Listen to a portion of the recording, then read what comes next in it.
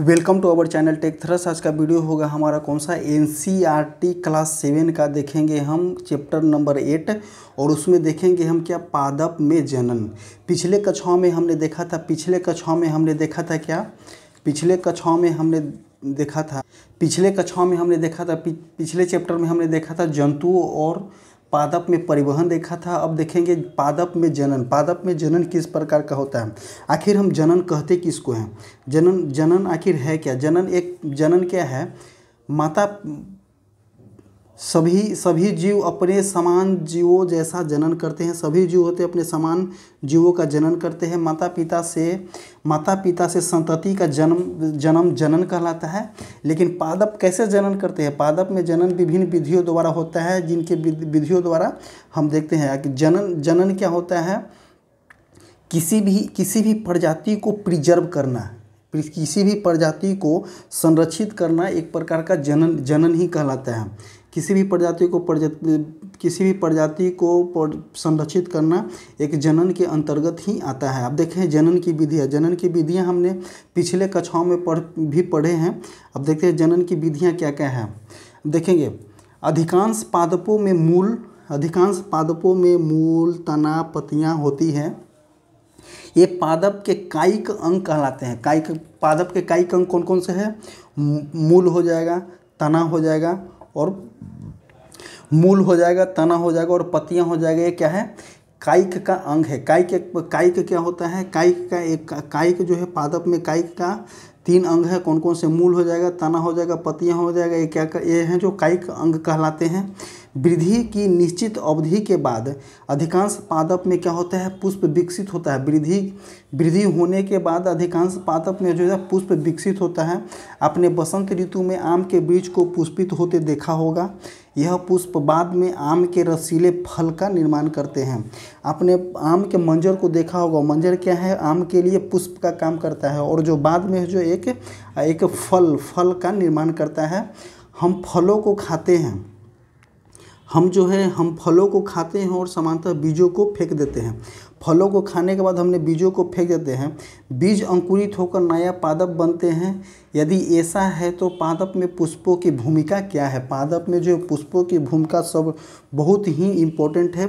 पुष्प जो है पादप में क्या करता है, जनन का कार्य करता है। पुष्प जो है पादप में जनन का कार्य करता है। वास्तव में पुष्प जो है पादप के जनन अंग होते हैं। तो क्वेश्चन अगर पूछेगा कि पादप में जनन अंग कौन सा है, तो पादप में जनन अंग कौन सा हो जाएगा, तो पुष्प हो जाएगा पादप में जनन अंग। पादप में जनन अंग पुष्प हो जाएगा। किसी पुष्प में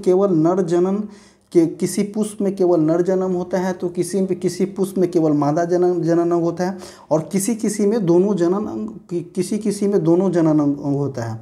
तो हम उसके बारे में आगे देखें कि किस पौधा में सिर्फ जनन अंग, किस पौधा में सिर्फ नर जनन अंग है, किस पौधा में सिर्फ मादा जनन अंग है और किस पौधा में है जो दोनों जनन अंग है। हम आगे इसके बारे में अध्ययन करेंगे। पादप अनेक विधियों द्वारा अपनी संतति का उत्पन्न करता है। इनमें 2 प्रकार के जनन होता है। एक प्रकार का अलैंगिक जनन हो जाएगा, एक प्रकार का लैंगिक जनन होगा। अलैंगिक जनन और लैंगिक जनन में हमने पहले भी बता चुका है। अलैंगिक जनन उससे कहते हैं जनन में पादप जो है बिना बीजों के नए पादप को उत्पन्न करता है। इस पादप में जो होता है अलैंगिक जनन का कुछ अलग परिभाषा है। इसका परिभाषा क्या है, अलैंगिक जनन में पादप जो है बिना बीजों के नए पादप को उत्पन्न करता है। क्या कहलाता है, अलैंगिक जनन कहलाता है। और लैंगिक जनन में क्या है, नए पादप जो है बीजों से प्राप्त करता है, वो क्या कहला जाएगा, अलैंगिक जनन कहला जाएगा। अब देखते हैं हम आगे में क्या बोलता है अलैंगिक जनन आखिर होता क्या है। नए पादप जो है बीजों तथा बीजाणुओं के उपयोग के बिना उगाए जाते हैं। अलैंगिक जनन में जो होता है बिना बीजों के बिना बीजों के अथवा बीजाणुओं के उपयोग के बिना ही हम पौधे को उगा सकते हैं। वही बोलता है जैसे कि यहाँ पे देखिए कभी कभी गन्ना हो गया, आलू हो गया, गुलाब हो गया, बीज हो गया, गुलाब हो गया, गन्ना हो गया, आलू हो गया, गुलाब हो गया, या कलम वाले पौधों को, वैसे पौधे जो कलम के द्वारा लगाए जाते हैं वो सब क्या कहलाएंगे, वो सब अलैंगिक जनन के अंतर्गत आते हैं। और ये सब जो है जो इसमें बिना बीज के जनन हो जाता है वो सब अलैंगिक जनन कहलाएंगे। अब क्या बोलते हैं, कायिक प्रवर्धन। कायिक अंग कौन कौन से हैं, तो मूल हो जाएगा कायिक अंग, मूल हो जाएगा, तना हो जाएगा, पत्ती हो जाएगा, ये सब कायिक अंग के अंतर्गत आते हैं। अब देखते हैं कायिक प्रवर्धन क्या कहलाता है। कायिक प्रवर्धन एक प्रकार का क्या है, अलैंगिक जनन है, क्योंकि कायिक प्रवर्धन में हम इसको डिटेल में देखते हैं कि आगे क्या बोलता है, जिसमें पादप के मूल, तने, पत्ती अथवा कली जैसे किसी कायिक अंग द्वारा नए पदार्थ का उत्पन्न होता है। चूँकि जनन पादप के कायिक भागों से उत्पन्न होता है, अतः इसे हम कायिक प्रवर्धन बोलते हैं। कायिक प्रवर्धन एक प्रकार का अलैंगिक जनन इसीलिए इसे बोला जाता है क्योंकि ये जो है कायिक अंगों द्वारा नए पादपों का जन्म देता है। जैसे कि कायिक अंग कौन कौन से हो गए, मूल हो गए, तना हो गए, पत्ती हो गए, इसके द्वारा ही ये नए पादपों का जन्म करता है। और इसे कायिक प्रवर्धन इसीलिए बोलते हैं क्योंकि जनन पादप के कायिक भागों द्वारा होता है, इसीलिए हम इसको क्या बोलते हैं, कायिक प्रवर्धन बोलते हैं। जैसे कि आपने गुलाब के पौधा देखा होगा, गुलाब के पौधा को कलम कर करके मिट्टी में गाड़ दीजिए और कुछ दिनों के पश्चात क्या हो जाएगा, कुछ दिनों के पश्चात ये हो जाएगा, एक पौधा में विकसित हो जाएगा। और इसको रोपना कहाँ है, पर्ण संधि के नीचे थोड़ा सा काट करके रोपना है ताकि पौधा बन सके। इसी तरह से हम देखेंगे कि इसमें आलू में क्या है, आलू में ये आँख है, आलू में एक क्या है, आलू में ये आँख है। ये आलू को काट करके आँख वाले जितने भाग हैं उसको ज़मीन में गाड़ दिया जाए तो ये पौधे उत्पन्न हो जाएगा। कुछ दिन इसमें पानी देते रहें, खाद देते रहें और कुछ दिन के बाद होता है जो है पौधे उत्पन्न हो जाता है। तो आलू का कौन सा भाग हम खाते हैं, तो तना भाग खाते हैं। तो आलू किसके द्वारा प्रवर्धन हो जाएगा, कायिक प्रवर्धन के द्वारा हो जाएगा, क्योंकि आलू का हम खाते कौन सा, आलू का कौन सा भाग है, ये तना वाला भाग है। और तना वाले भाग में क्या होता है, आलू का आँख होता है, आँख आया है तो ये जो आँख है इसको काट करके, आलू को काट करके पीस करके, और जो आँख वाला पार्ट है उसी को काट करके अगर ज़मीन में हम इसको रोप दें तो ये पौधा का निर्माण कर लेगा। इसी तरह से हम हल्दी को भी कर सकते हैं, अदरक को भी कर सकते हैं। ये सब जो है कायिक प्रवर्धन के द्वारा ही अपने पौधे का निर्माण करता है। अब देखते हैं कौन सा पत्तियों के द्वारा किस तरह से पौधे का निर्माण करते हैं। जैसे हम देखेंगे ब्रायोफिल्म की इंग्लिश नाम, ब्रायोफिल्म एक इंग्लिश नाम है, इसका हिंदी नाम जो है पत्थरचट्टा। बायोफिल्म इसका इंग्लिश नाम है, इसका हिंदी नाम हो जाएगा पत्थरचट्टा। पत्थरचट्टा में पत्ती के किनारे एक गर्त में, पत्थरचट्टा में पत्ती के किनारे एक गर्त में कलिकाएं होती है। किनारे में मान ले कि एक पत्ती है तो इसके किनारे इस तरह से कलिकाएं होती है। और यदि इस पादप की पत्ती आर्द्र मृदा में गिर जाता है, अगर इस पादप के पत्ती जो है किसी आर्द्र क्षेत्र वाले मृदा में गिर जाता है तो प्रत्येक कलिका जो है नए पादप को जन्म देते हैं। कुछ पादपों में जड़ मूल भी नए पादप को जन्म देते हैं। जैसे उदाहरण के लिए शकरकंद और डालिया किसके द्वारा, जड़ के द्वारा उत्पन्न होते हैं। जैसे देखेंगे हम यहाँ पत्थरचट्टा का बायोफ्रिलम, कभी कभी एग्जाम में हमें बायोफ्रिलम ही दे देगा कि बायोफ्रिलम में किस प्रकार का जनन होता है, तो कायिक प्रवर्धन वाला जनन होता है। अब पत्थरचट्टा नाम नहीं देगा तो हम कंफ्यूज हो जाएंगे, इसीलिए बायोफ्रिलम को भी याद किया जाएगा क्योंकि ये सब एनसीईआरटी का वर्ड है और एनसीईआरटी से ही क्वेश्चन जो है एग्जाम में देखने को ज़्यादातर मिलते हैं।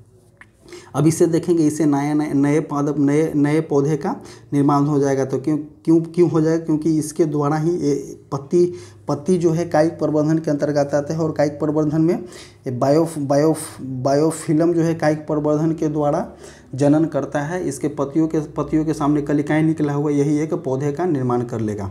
अब देखते हैं जैसे कैक्टस जैसे पादप के वे भाग जो मुख्य पादप के अलग हो जाते हैं, नए पादप को जन्म देते हैं। प्रत्येक प्रत्येक विगलन भाग में नए पदार्थ के वृद्धि के रूप में वृद्धि कर सकते हैं। कैक्टस के होता है कि जो कैक्टस जैसे पादप वे भाग हैं जो पादप से अलग हो जाते हैं, पादप से अलग हो जाने के बाद भी वो नए पादप को जन्म दे देते हैं। इससे विगलन भाग नए पादप के रूप में वृद्धि कर जाते हैं। अब देखते हैं कौन सा कायिक प्रवर्धन द्वारा पादप कम समय में उगाए जाते हैं। बीजों से उगाए जाने वाले पादप की अपेक्षा कायिक प्रवर्धन द्वारा उत्पन्न पादप में पुष्प और फल कम अवधि में ही आ जाते हैं। जो हमने आजकल बोया जाता है आम के पौधा भी कि बहुत जल्द ही आम के पौधा जो हो गया या अमरूद के पौधा हुआ, किसी भी कायिक प्रवर्धन द्वारा बहुत जल्द ही उसमें फल और बीज आ जाते हैं। उसका कारण क्या है कि ये सब कायिक प्रवर्धन के द्वारा कम समय में फल और बीज की उत्पत्ति हो जाती है। बहुत कम समय में फल और बीजों की उत्पत्ति हो जाती है। नए पादप जनक पादप में यथार्थ प्रतिलिपि होते हैं क्योंकि वे एक ही जनक द्वारा उत्पन्न होते हैं। इस अध्ययन में आपको आगे लैंगिक जनन के बारे में बताया जाएगा। नेक्स्ट देखते हैं हम कौन सा मुकुलन द्वारा किसका जनन होता है। तो आपने पहले ईस्ट के बारे में पढ़ा है जिसे केवल सूक्ष्मदर्शी द्वारा ही देखा जा सकता है। इसके लिए यदि पर्याप्त पोषण उपलब्ध हो तो ईस्ट कुछ ही घंटों में गुणन करने लगते हैं, मतलब अर्थात जनन करने लगते हैं। यदि याद रखिए कि ईस्ट एक एकल कोशिकीय जीव है। आइए हम इसके बारे में जनन को देखते हैं, जनन किस तरह से ईस्ट में जनन होता है। जैसे देखिए ईस्ट आखिर बनेगा कहाँ? बेकरी में ईस्ट केक अथवा केमिस्ट की दुकान से ईस्ट पाउडर खरीद लें। चुटकी भर ईस्ट से लेकर इसे किसी पात्र में रख दें जिससे कुछ जल हो, जिसमें एक चम्मच शक्कर डालें जिसे जल में घोल ले। अब उस पात्र को किसी कमरे के गर्म भाग में रखें। इस द्रव में एक बूंद कांच की स्लाइड पर रखकर सूक्ष्मदर्शी दे देखिए आपको क्या दिखाई देगा। नए ईस्ट कोशिकाएं को देख सकते हैं। जैसे है कि ईस्ट में जो है ये ईस्ट कोशिकाएं हैं विकसित होकर क्या होता है, मुकुलन के द्वारा ये क्या होता है, टूट जाएगा।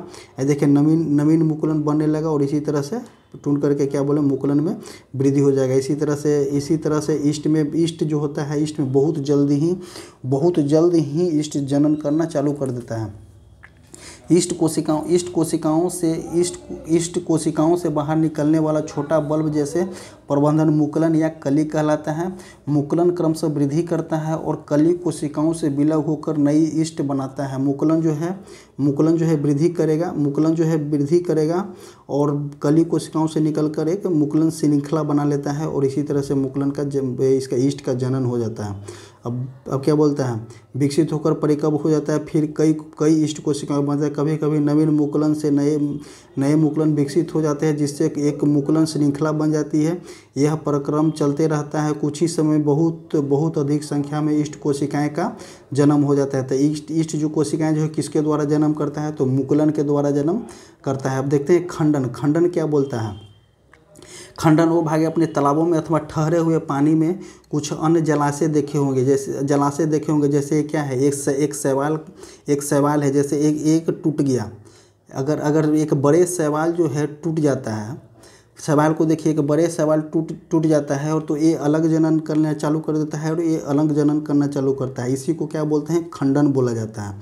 जब जल और पोषक तत्व उपलब्ध होता है तो शैवाल वृद्धि करते हैं और तेजी से खंडन द्वारा गुणन करते हैं।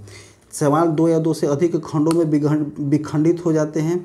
एक खंड अथवा टुकड़े नए जीवों में वृद्धि कर जाते हैं। यह प्रक्रम निरंतर चलता रहता है। कुछ ही समय में शैवाल के बड़े क्षेत्र में फैल जाते हैं।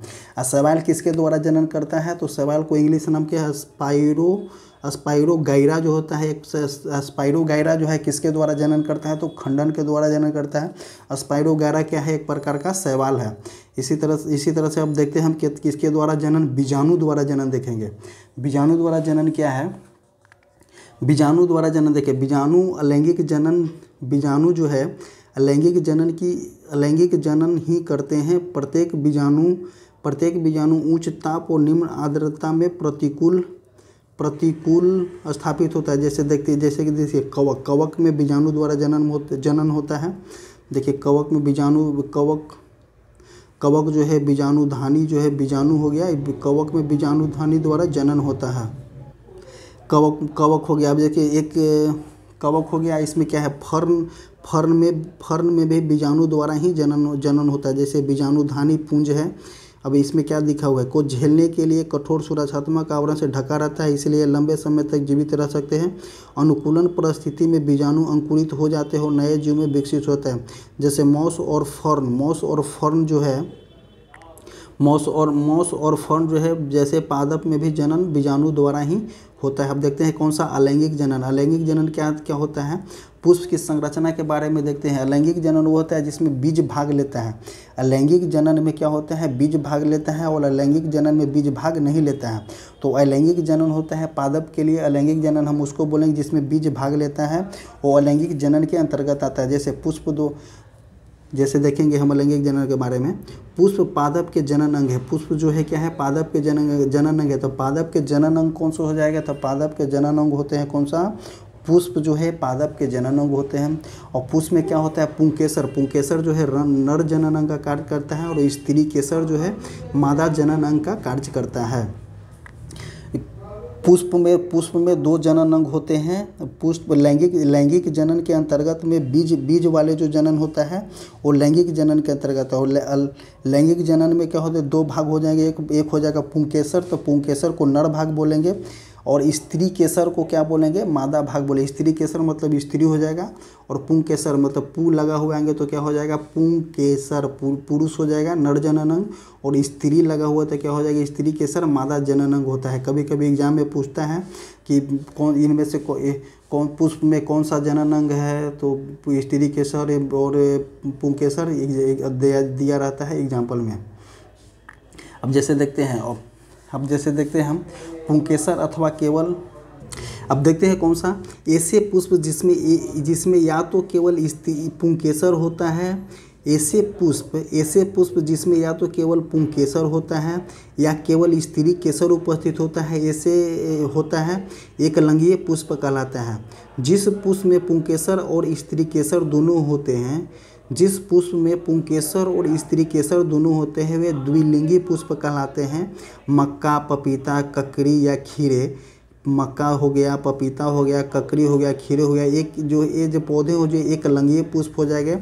जबकि सरसों हो जाएगा, गुलाब हो गया, पिटूनिया के पौधा हो जाएगा, ये सब क्या कहलाएंगे, द्विलिंगीय पुष्प कहला जाएंगे। तो कभी कभी आपको एग्जाम में देगा कि एक लिंगीय पुष्प कौन कौन से, निम्न में से एक लिंगीय पुष्प वाले पादप कौन कौन से हो, तो पपीता एक लिंगीय पुष्प वाले पादप है, ककड़ी जो है एक लिंगीय पुष्प वाले है, खीरा जो है एक लिंगीय पुष्प वाले है।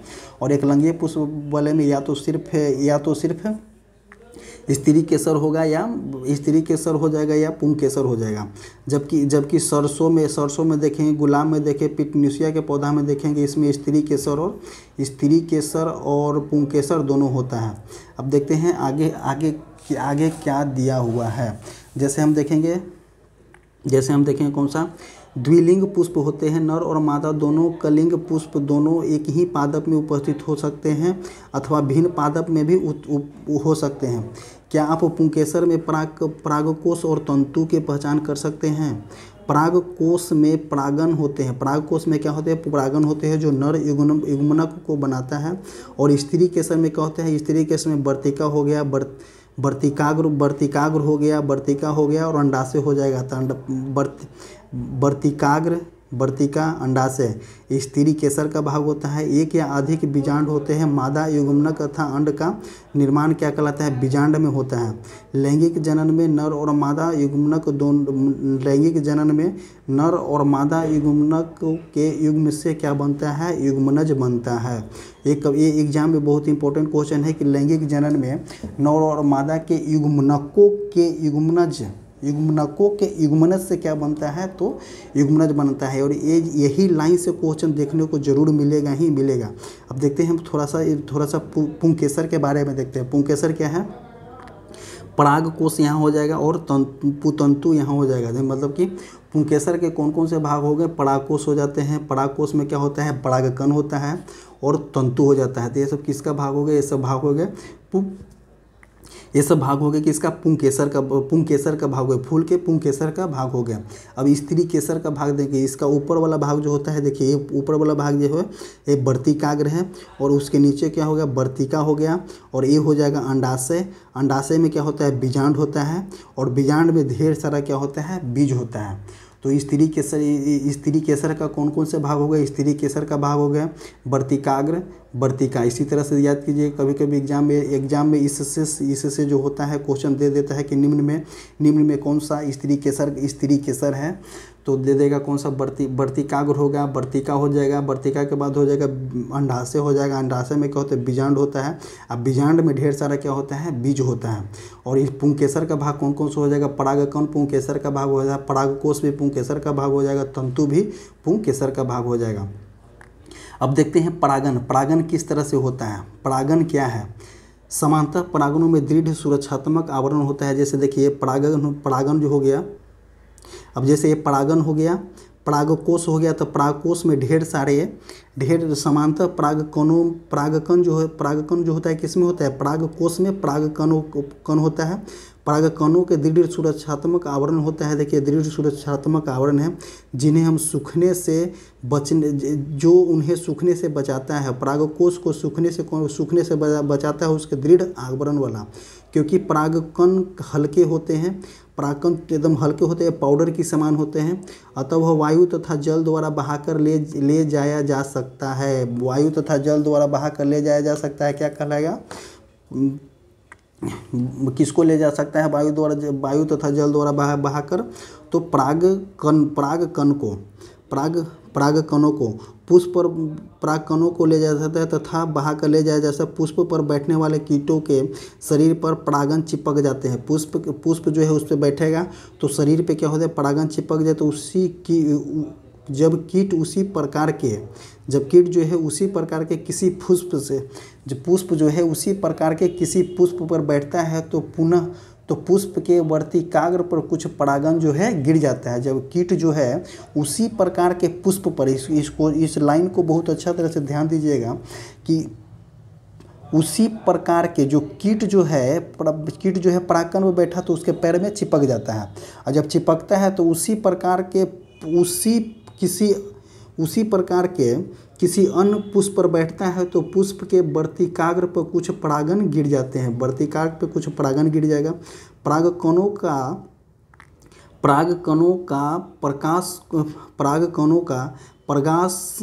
परागकोश से पुष्प के वर्तिकाग्र तक स्थानांतरण करना क्या कहलाता है, परागन कहलाता है। ये जो लाइन है यही लाइन इम्पोर्टेंट है, और ये लाइन जो है हर बार एग्जाम में देखने को मिलता है। और क्या बोलता है कि जब कीट उसी प्रकार के किसी अन्य पुष्प पर बैठता है, तो पुष्प के वर्तिकाग्र पर कुछ परागन गिर जाते हैं।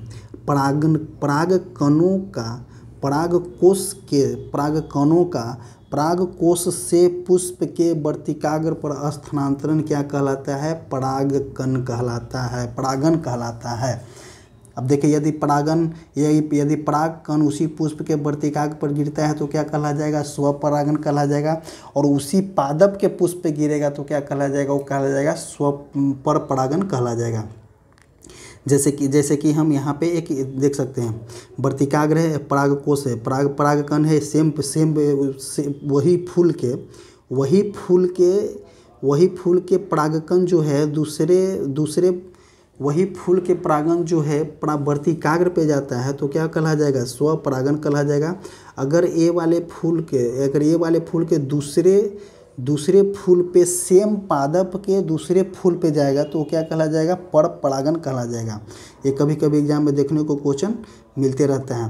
पुष्प के परागकण उसी पादप के किसी अन्य पुष्प पे जाएगा तो वर्तिकाग्र पर गिरता है तो क्या कहला जाएगा, पर परागन कहला जाएगा। जैसे अब देखते हैं कौन सा, निषेचन। अब हम देखते हैं कौन सा, निषेचन के बारे में देखते हैं। जब नर और मादा युग्मनज संयोग द्वारा बनी कोशिका युग्मनज कहलाती है। युग्मनज बनने के लिए नर और मादा युग्मनजों को युग्मनज प्रक्रम निषेचन कहलाता है। युग्मनज भ्रूण के युग्मनज जो है कहाँ विकसित होता है, भ्रूण में विकसित होता है। ये भी क्वेश्चन एग्जाम में देखने को मिलता है कि युग्मनज जो है कहाँ विकसित होता है, तो युग्मनज जो है भ्रूण में विकसित होता है। अब देखिए यहाँ पे एक फिगर में दिखाया गया है कौन सा अंकुरित होता परागन अंडकोशीय युग्मनज का निर्माण कहाँ होता है, भ्रूण में होता है। ये परागकण जो है यहाँ से वर्तिकाग्र से परागनलिका होते हुए कहाँ आया, भ्रूण में आया। अब भ्रूण में क्या चीज़ का निर्माण कराता है, युग्मनज का निर्माण कराता है, जैसे निषेचन युग्मनज निर्माण बताता है। अब देखते हैं फल और बीज का विकास। फल और बीज का विकास किस प्रकार हुआ था। निषेचन के पश्चात अंडाशय फल में विकसित हो जाता है। निषेचन के पश्चात जो है अंडाशय जो है फल में विकसित हो जाता है। तो ये भी एग्जाम में पूछता है कि निषेचन के पश्चात कौन सा भाग जो है फल में विकसित हो जाएगा, तो अंडाशय फल में विकसित हो जाएगा। जबकि पुष्प के अन्य भाग मुरझाकर गिर जाते हैं। पुष्प के जो अदर भाग होते हैं, पुष्पवृंत हो गए, ये सब जो है मुरझा कर के गिर जाते हैं। परिपक्व हो जाने पर अंडाशय फल के रूप में विकसित हो जाते हैं, और जो परिपक्व हो जाएगा तो उसका जो अंडाशय हो जाए जो फल में विकसित हो जाता है।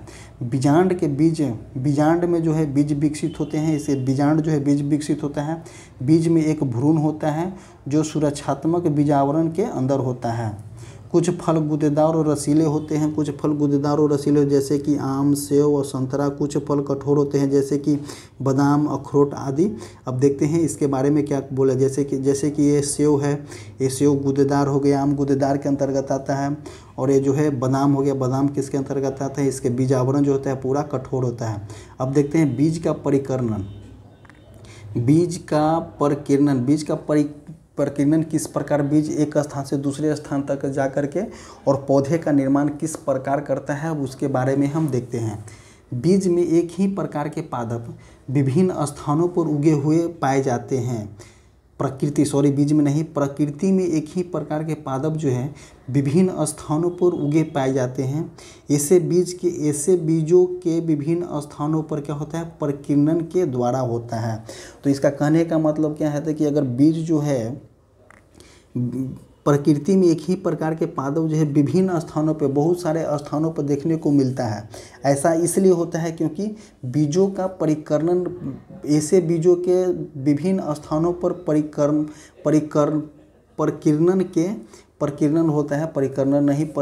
के कारण होता है। कभी कभी किसी वन अथवा खेत या फिर उद्यान में चहलकदमियों करते समय आपको अपने वस्त्र पर फलों के बीज चिपक दिखाई देते हैं। कि आप कभी यह जानने की कोशिश किया कि ये बीज आपके वस्त्र में कैसे लगे, कैसे चिपके। कल्पना कीजिए कि किसी पादप के सभी बीज एक ही स्थान पर गिरकर वहीं उग जाएं। आपके विचार में इस परिस्थिति में क्या हो जाएगा, पादप के नवभिदों के बीज धूप, जल, खनिज और स्थानों के लिए गंभीर स्पर्धा हो जाएगी। संभवतः उसमें से कोई भी स्वस्थ पादप के रूप में विकसित नहीं होगा। अगर एक ही प्रकार के, अगर किसी पौधा के पास ढेर सारा बीज गिर जाता है तो अगर पौधा तो ढेर सारा जम जाएगा, लेकिन उसको खनिज वहाँ से नहीं मिल पाएगा, सूरज का प्रकाश सही से नहीं मिल पाएगा, तो पौधा जो अविकसित पौधा हो जाएगा। और अविकसित पौधा हो जाएगा, उसके स्वास्थ्य पर विकृत प्रभाव पर विकसित नहीं हो पाएगा। पादपों के बीजों का परिकिरणन का लाभ होता है। पादपों को बीजों के परिकिरणन से लाभ होता है।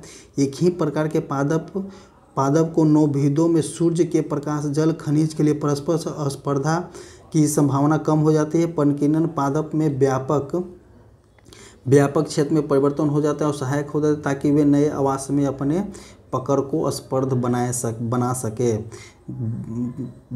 अब देखते हैं प्रकृति में पादपों के फलों और बीजों के परिकिरणन किसके द्वारा होता है। प्रकृति में पादपों के फलों और बीजों का परिकिरणन किसके द्वारा है, पवन के द्वारा भी होता है, जल के द्वारा भी होता है और जंतुओं के द्वारा भी बीजों का परिकिरणन, मतलब कि अगर जैसे हवा चलेगा तो बीज जो है एक स्थान से दूसरे स्थान पर जा सकता है। जल के द्वारा भी जा सकता है, जैसे जल के द्वारा भी एक स्थान से दूसरे स्थान तक बीजों का परिकिरणन हो सकता है। जंतुओं के पैर में कभी सट गया या जंतुओं को पैर में, जैसे कि आदमी के पास कभी कभी वैसा बीज होता है जो सट या किसी चीज़ में चिपक जाता है तो जाकर के फेंक देगा तो वहाँ पे बीज का निर्माण हो जाता है। यही बोल रहा है कि जो बीजों का परिकर्णन जो है जल के माध्यम भी हो सकता है, पवन के माध्यम से भी हो सकता है और जंतुओं के माध्यम से भी हो सकता है। जैसे कि यहाँ पे एक एग्जाम्पल यह है किसका, सहजन ड्रमस्टिक। सहजन जो है ड्रमस्टिक द्विफल जैसे पादप के पंखयुक्त बीज, घासों के हल्के बीज अथवा आक के रोमयुक्त बीज और सूर्यमुखी के रोमयुक्त फल पवन के साथ उड़कर सुदूर स्थानों पर चले जाते हैं। कुछ बीज जल द्वारा परिकीर्णित होते हैं। ऐसे बीजों अथवा फल के आवरण स्पंजी और तंतुमय होते हैं। जैसे कि देखते हैं कुछ बीजों जो हैं जल के द्वारा परिकीर्णित होते हैं। ऐसे बीजों के फल के आवरण जो होता है स्पंजी होता है, तंतुमय होता है, जैसे कि ताकि वे जल में पलवन करते हुए एक स्थान से दूसरे स्थान तक जा सके। उदाहरण के लिए नारियल को देख लीजिए। कुछ बीज जंतुओं द्वारा परिकीर्णित होते हैं, विशेष रूप से कांटे वाले जो बीज होते हैं ना, वो जंतुओं के पैर में चिपक जाते हैं, जिससे बीज में उसमें हुक जैसी संरचना होती है, जिससे बीज जंतुओं के शरीर में चिपक जाते हैं और दूरस्थ स्थानों तक चले जाते हैं, वहाँ पौधे के निर्माण कर लेते हैं। तो जल द्वारा भी देख लिए, पवन के द्वारा भी देख लिए और जंतुओं के द्वारा भी देख लिए। जैसे पाए जाते हैं उदाहरण के लिए यूरेना एवं जेलेंथीज।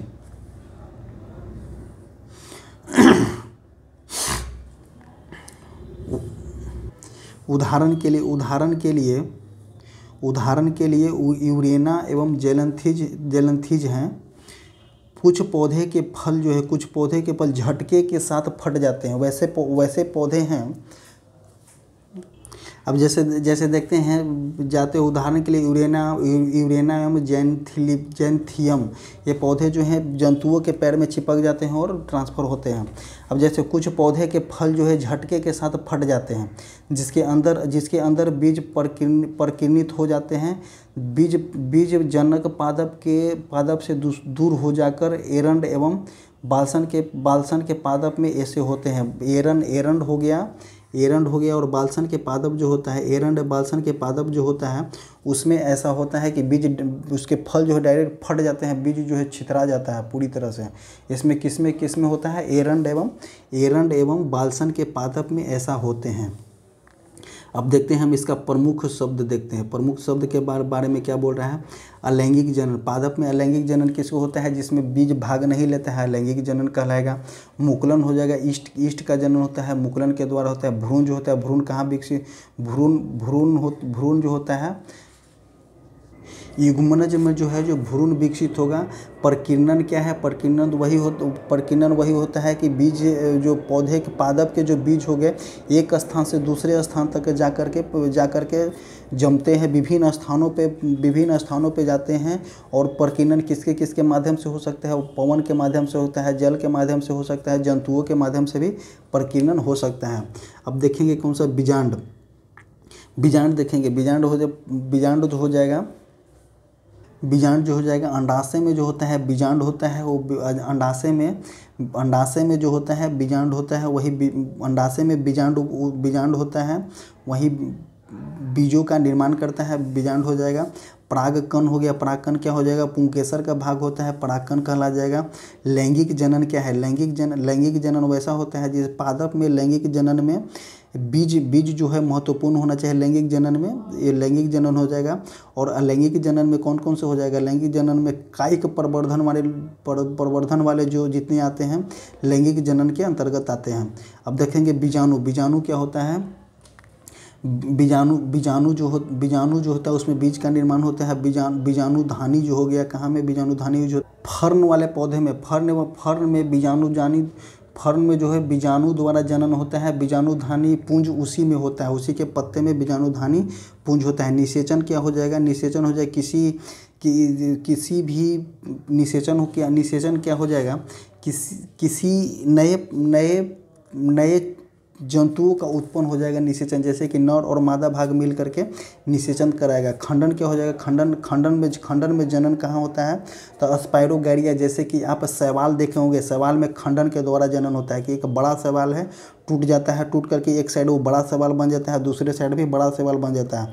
तो जैसे ही एक बड़ा शैवाल से टूट करके दो खंड में विकसित, दो खंड में विभाजित हो जाता है, तो एक खंड अलग जनन करने लगता है, एक दूसरे खंड अलग जनन कर लेता है, तो वही खंडन कहलाता है। परागकोश क्या है, परागकोश में क्या होता है, परागकोश में ही परागन होता है, जो वर्तिकाग्र पे जा करके निषेचन का कार्य करता है फूलों में। कायिक प्रवर्धन क्या है, कायिक प्रवर्धन में वैसे जो कलमी पौधे को कायिक प्रवर्धन द्वारा ही जनन कराया जाता है। तो कायिक प्रवर्धन में कायिक अंग कौन कौन से हो जाएंगे, पत्ती कायिक अंग के अंतर्गत आते हैं, तना जो है कायिक प्रवर्धन के अंतर्गत आते हैं, और मूल भी जो है कायिक प्रवर्धन के अंतर्गत आते हैं, और उसी के अंतर्गत जो जनन करेगा वो क्या कहलाएगा, कायिक प्रवर्धन कहलाया जाएगा। युग्मनज क्या हो जाएगा, युग्मनज जो है युग्मनज जो है भ्रूण में निषेचन के फलस्वरूप क्या होगा, युग्मनज का निर्माण होगा। परागकण हम देख लेंगे, परागकोश में क्या होता है, परागकोश में परागन होता है, परागकोश में क्या होता है, परागन होता है। और स्त्री केसर देख लिए, स्त्री केसर का कौन कौन फूल में जो होता है स्त्री केसर होता है। स्त्री केसर का कौन कौन से भाग हो गया, तो वर्तिका स्त्री केसर का भाग हो जाएगा, वर्तिकाग्र वर्तिकाग्र हो गया, वर्तिका हो गया, अंडाशय हो गया, अंडाशय में हो जाता है बीजांड। अब बीजांड में क्या होता है, ढेर सारा बीज होता है। और ये पुंकेसर का कौन कौन से भाग हुए, पुंकेसर भाग हो गए, परागकोश हो गया, परागकण हो गया, परागकोश हो गया, और तंतु हो गया। ये सब क्या कहलाता है, पुंकेसर का, ये सब जो है पुंकेसर का अंग कहलाता है। अब देखें सभी जीव अपनी किस्म के, आपने क्या सीखा इस पूरा डिटेल्स में हम देखेंगे इस वीडियो का। अब सभी जीव अपनी किस्म को बनाए रखने के लिए क्या करते हैं, जनन या गुणन करते हैं। कभी कभी आपको गुणन भी दे देगा, तो इसे भी याद कीजिएगा कि सभी जीव अपनी किस्म को बनाए रखने के लिए क्या करते हैं, जनन या गुणन करते हैं। पादप में जनन दो प्रकार के होता है, कौन कौन से, लैंगिक जनन, अलैंगिक जनन और लैंगिक जनन। अलैंगिक जनन के अंतर्गत कौन कौन से आते हैं, खंडन जो है लैंगिक जनन के अंतर्गत है, मुकुलन अलैंगिक जनन के, बीजाणु अलैंगिक जनन करते हैं, और कायिक प्रवर्धन जो है, इतना सारे जो है अलैंगिक जनन के अंतर्गत आते हैं। लैंगिक जनन के अंतर्गत कौन कौन सा देगा, लैंगिक जनन में कौन से, नर और मादा युग्मनकों का क्या हो जाएगा, युग्मनज का निर्माण करेगा। अब देखिए कायिक प्रवर्धन में पत्तियां, तना, मूल जैसे कायिक भागों से नए पादप को उगाए जाते हैं। पुष्प जो है पादप का जनन अंग है, पादप का जनन अंग कौन सा है, तो पुष्प जो हो जाता है पादप का जनन अंग होता है।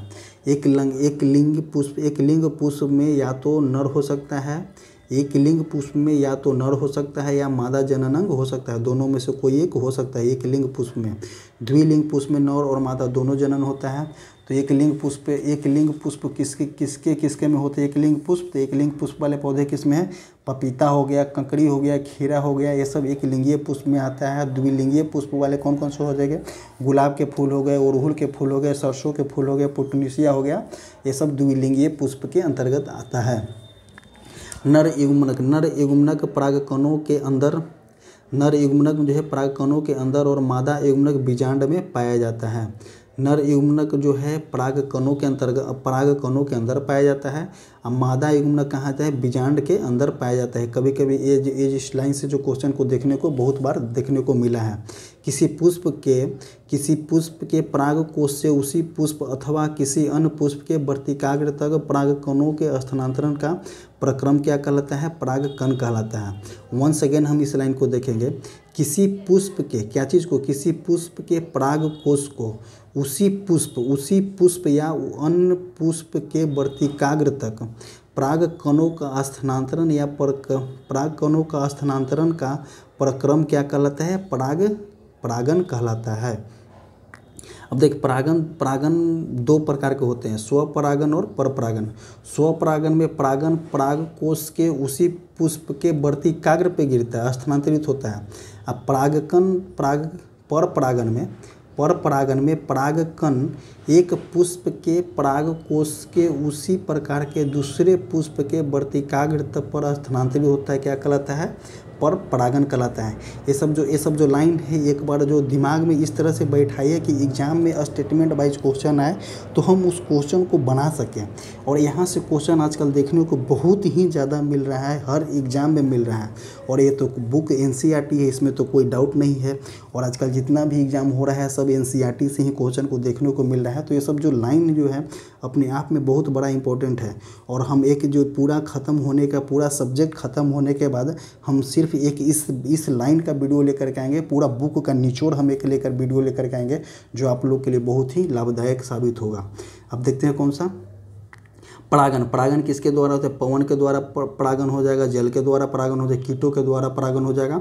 और कभी कभी ये तीनों का नाम भी पूछा जाता है, तो हम यहाँ पे बता देते हैं आपको। ऐसे पीछे पढ़ना भी है। पवन के द्वारा परागन हो जाएगा। पवन के द्वारा परागन हो गया तो क्या है? एनोमोफिली कहलाएगा। जल के द्वारा हाइड्रोफिलिक रहा, कीट के द्वारा तो एंटोमोफिली कहला जाएगा, जैसे एंटोमोफिली कहलाएगा। अब देखते हैं नर और मादा युग्मनकों का युग्मनज। नर और मादा युग्मनकों का युग्मनज क्या कहलाया जाएगा? तो निषेचन कहलाएगा। नर और मादा युग्मनकों का युग्मनज कहाँ जो क्या कहलाएगा? निषेचन कहला जाएगा। और पौधे में देखेंगे, पौधे में नर युग्मनक कहाँ होता है? तो पराग कोश में होता है। और मादा युग्मनक कहाँ होता है? तो बीजांड में होता है। ये क्वेश्चन भी कभी कभी देखने को मिलता है कि नर पुष्प के नर भाग में युग्मनक कहाँ युग्मनकों कहाँ होते हैं? तो युग्मनकों कहाँ हो जाएंगे? नर भाग का तो पराग कोश में हो जाएगा, परागकण वहीं पे होता है। और मादा भाग में युग्मनक कहाँ हो जाएगा? तो बीजांड में हो जाएगा। अब देखते हैं कैसे निषेचित अंड युग्मनज कहलाता है। युग्मनजों का विकास कहाँ होता है? तो भ्रूण में होता है युग्मनजों का विकास। अब देखते हैं फल एक परिपक्व अंडाशय है। फल जो है एक प्रकार का परिपक्व अंडाशय है, जबकि बीजांड जो है परिपक्व अंडाशय है, जबकि बीजांड बीज में विकसित होता है। बीज के विकासशील भ्रूण कहलाते हैं। बीजों का परिकर्णन किसके द्वारा होता है? पवन के द्वारा, जल के द्वारा, जंतुओं के द्वारा बीजों का परिकीर्णन होता है। बीजों का परिकीर्णन क्या कहलाता है? जो एक विभिन्न स्थानों पे आप पौधे को देखते होंगे, उस किसके द्वारा होता है? तो बीजों का परिकीर्णन के द्वारा होता है। जैसे हवा चला तो बीज एक स्थान से दूसरे स्थान चला गया तो बीजों का परिकीर्णन हो गया। परिकर्णन नहीं, परिकीर्णन हो गया। बीज परिकीर्णन एक ही स्थान पर पादप की अधिक संख्या में वृद्धि को रोकने के लिए किया जाता है। सूर्य के प्रकाश, जल एवं खनिजों के लिए स्पर्धा को कम करने और नए आवासों में अधिग्रहण करने में क्या होता है? सहायता करता है। तो ये सब जो क्वेश्चन जो है, अगर आपको स्टेटमेंट वाइज क्वेश्चन अगर एग्जाम में देखने को मिलेगा तो आप यहाँ से टिक करके निकल सकते हैं। और इसी तरह से हमारा ये वीडियो समाप्त होता है। आपको वीडियो कैसा लगा आप कमेंट बॉक्स में बता सकते हैं। हमने बहुत ही अच्छा तरीका से क्लास 7th का कौन सा चैप्टर हो गया? क्लास 7th का हमने पादप में जनन को बहुत अच्छा तरह से समझाने की कोशिश किया है। अपने तरफ से बहुत अच्छा एफर्ट दिया है। आप भी हमें बूस्टअप दें और कमेंट बॉक्स में बताएं कि क्या है क्या नहीं है, किस तरह से आपको कैसा लगा वीडियो देखने के बाद। अब बता देते हैं हम आपको कि हमारा टेलीग्राम चैनल है जो कि कमेंट बॉक्स और डिस्क्रिप्शन बॉक्स में उसका जो है लिंक पिन किया रहता है। और साथ में व्हाट्सअप भी है। आप जाकर के व्हाट्सअप से ग्रुप से भी जुड़ सकते हैं और अपडेटेड जितने हैं वहाँ से आप ले सकते हैं। ग्रुप के बारे में, क्लास के बारे में अपडेटेड आप ले सकते हैं। वहाँ रेगुलर वाइज में टेस्ट भी चलाया जाएगा। अभी टेस्ट को कुछ टाइम के लिए स्टॉप किया गया है, लेकिन कुछ जल्द ही वहाँ पे भी टेस्ट को आपको देखने को मिलेगा। इसी तरह से हमारा ये चैप्टर समाप्त होता है। क्लास 7 का चैप्टर नंबर 8 पादपों में जनन हमारा समाप्त होता है। धन्यवाद। जय हिंद।